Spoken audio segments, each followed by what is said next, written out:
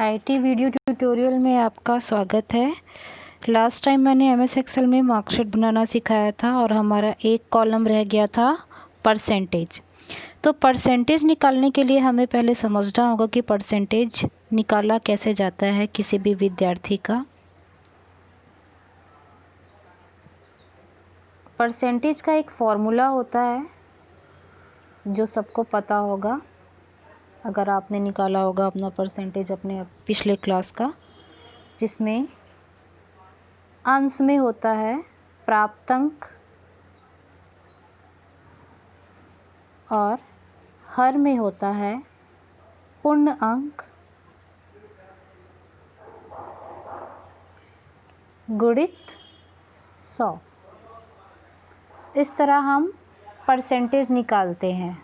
हमें जो अंक प्राप्त हुआ है वो ऊपर लिखा जाएगा, कितने अंकों में प्राप्त हुआ है, यदि 100 अंकों में प्राप्त हुआ है तो वो नीचे लिखा जाएगा और उसे हम 100 से गुणा कर देंगे।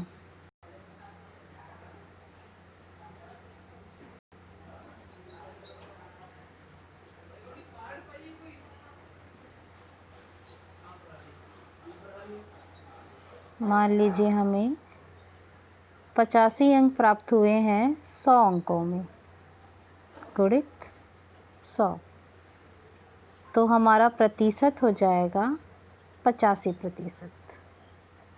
ये एक बेसिक फॉर्मूला होता है परसेंटेज निकालने का जो आप सभी को पता होगा। तो अब हम वापस अपने एमएस एक्सेल में जाते हैं।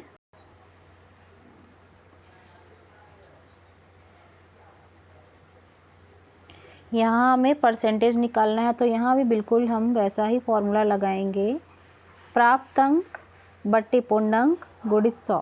तो यहाँ हमारा प्राप्त अंक है 80, पूर्ण अंक है 100, जिसे हम 100 से गुणा कर देंगे। बस हमें एक बात का ध्यान रखना है, हम जब यहाँ फॉर्मूला अप्लाई करेंगे तो हमें सेल के अंदर की जो संख्या है उसे ना लिख के उस सेल का एड्रेस लिखना है। कहने का तात्पर्य ये है कि यदि हमारा प्राप्त अंक 80 है हिंदी में, तो उस सेल का एड्रेस लिखेंगे हम, यानी 80 कौन से सेल में उपस्थित है, ये देखिए ये कॉलम बी में उपस्थित है और रो 8वें रो में उपस्थित है, तो इस सेल का एड्रेस हो जाएगा B8। तो प्राप्त अंक की जगह हम फॉर्मूला में लिखेंगे B8, पूर्ण अंक की जगह हम फॉर्मूला में लिखेंगे C8। तो यहाँ मैं फॉर्मूला अप्लाई करती हूँ। जब भी हम एमएस एक्सेल में कोई भी फॉर्मूला अप्लाई करते हैं या लिखते हैं तो हमें इक्वल का साइन आगे में लगाना ही होता है, नहीं तो हमारा फॉर्मूला काम नहीं करेगा। तो यहाँ हमारा फॉर्मूला है, हम एक ब्रैकेट ओपन कर लेंगे, एक छोटा सा ब्रैकेट। यहाँ हमारा फॉर्मूला होगा प्राप्त अंक मतलब B8। 80 हमारा कौन से सेल में उपस्थित है, तो B8 में। यदि हम 80 के ऊपर टच करेंगे तो ऑटोमेटिक सेल एड्रेस हमारा देखिए फॉर्मूला बार में लिखा जा रहा है। इसके अलावा हम टाइप करके भी लिख सकते हैं B8। अब यहाँ भागित के लिए या तो आप बट्टा का साइन लगा सकते हैं या फिर भागित, दोनों का साइन लगा सकते हैं, एक साथ नहीं लगाएंगे। तो मैं यहाँ बट्टा का साइन लगा देती हूँ भाग के लिए। और पूर्ण अंक हमारा उपस्थित है C8 में। जैसे ही मैंने 100 में टच किया उसने ऑटोमेटिक उस सेल का एड्रेस C8 ले लिया। ब्रैकेट क्लोज कर देंगे। गुणा के लिए हम कीबोर्ड में स्टार का इस्तेमाल करते हैं, तो मैंने स्टार लिखा है यहाँ, गुणित 100। इसके अलावा आप अपने तरीके से फॉर्मूला जो आपको ज़्यादा सरल लगे डाल सकते हैं। तो मैं यहाँ B8 बट्टे की जगह भागित भी लिख सकती हूँ, बट्टा C8 ब्रैकेट क्लोज, और गुणा में स्टार की जगह आप गुणा का चिन्ह लगा सकते हैं। तो मैंने गुणा का चिन्ह लगा दिया, गुणित 100। जैसे ही मैं राइट पे टच करूँगी हमारा परसेंटेज लिखा जाएगा। इसी तरह हमें बारी बारी से सभी सेल में हम फॉर्मूला डाल सकते हैं। 75 हमारा उपस्थित है B9 सेल में, तो B9 में मैंने टच किया, भागित C9 में मैंने टच किया, उसने ऑटोमेटिक सेल एड्रेस ले लिया। ब्रैकेट क्लोज करेंगे, गुणा 100।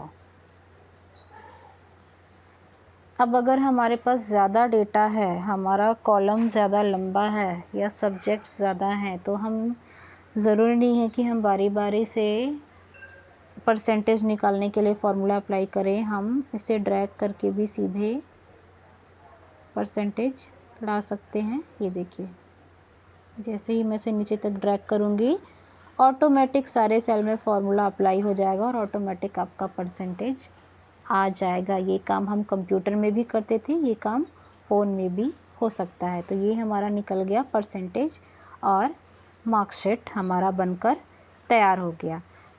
मार्कशीट बनकर तैयार हो गया है। यदि हम इसे शेयर करना चाहते हैं तो आप चाहे तो इसमें कलर डाल सकते हैं, जैसे मैं यहाँ कलर डाल देती हूँ, ब्लू कलर। ठीक है। इसके अलावा नीचे मेन्यू में भी और भी बहुत सारे ऑप्शन होते हैं। Home, file, view, insert, data, review. इन सारे मेन्यू के ऑप्शन के बारे में मैं बारी बारी से आपको अगले ट्यूटोरियल में बताते जाऊंगी। फ़िलहाल के लिए मैं एक ऑप्शन यहाँ इस्तेमाल करके देखती हूँ, डेटा। डेटा में बहुत सारे ऑप्शन आ रहे हैं, असेंडिंग और डिसेंडिंग। असेंडिंग का मतलब होता है बढ़ते क्रम, डिसेंडिंग का मतलब होता है घटते क्रम। अगर मैं चाहूँ तो प्राप्तांक और पूर्णांक को बढ़ते क्रम या घटते क्रम में लिख सकती हूँ। तो जैसे ही मैं असेंडिंग में टच करूँगी, पहले मुझे सेल रेंज सेलेक्ट करना पड़ेगा, तो मैं ये सेल का रेंज सेलेक्ट कर लिया मैंने। पूछ रहा है एक्सपांड टू अदर एरिया या सेलेक्टेड एरिया, तो मैं सेलेक्टेड एरिया में टच करूँगी। तो मेरा जो प्राप्तांक है वो असेंडिंग में आ जाएगा। वैसे ये करने की आपको ज़रूरत है नहीं, लेकिन ये ऑप्शन दिया है तो मैंने सोचा इस ऑप्शन को मैं मार्कशीट में ही करके दिखा देती हूँ कि ये कैसे किया जाता है। ठीक है। इसी प्रकार डिसेंडिंग, आप अपने नंबरों को घटते क्रम में भी लिख सकते हैं। अब ये फाइल हमारा बन के तैयार हो गया है मार्कशीट, तो इसे हम सेव करेंगे। ऊपर में एक सेव का चिन्ह आपको दिखाई दे रहा होगा, उस पर हम टच करेंगे। टच करते ही हमारा फाइल का नाम पूछ रहा है, तो मैं यहाँ इसे इरेज करके अपने फाइल का नाम रख देती हूँ, राज साहू मार्कशीट या फिर रिज़ल्ट, जो भी आप अपने अनुसार डाल सकते हैं। सेव कर देंगे। ये फाइल हमारा सेव हो गया। अब मैं इसे भेजना चाहती हूँ किसी को, तो मैं बैक करूँगी।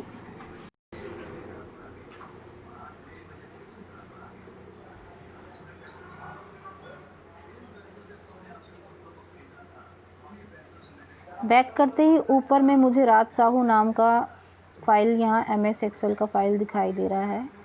इसे मैं शेयर करने के लिए इसे टच करूँगी। टच करते ही मुझे शेयर करने के लिए ऑप्शन आ जाएगा। या तो आप इसे लिंक के रूप में शेयर कर सकते हैं या फिर फाइल के रूप में। तो मैं यहाँ इसे फाइल के रूप में शेयर करूँगी। शेयर करने के लिए या तो आप डायरेक्ट मेल में भेज सकते हैं या व्हाट्सएप में या कंप्यूटर में। तो मैं यहाँ व्हाट्सएप में टच करूँगी और इसे मैं हमारे ग्रुप में शेयर कर देती हूँ, क्लास 10th IT। सेंड। मेरा MS एक्सेल का फाइल व्हाट्सएप के ग्रुप में चला गया। इसे मैं ओपन करके भी देख सकती हूँ। ठीक है। इस तरह हम WPS में MS एक्सेल का फाइल बना सकते हैं।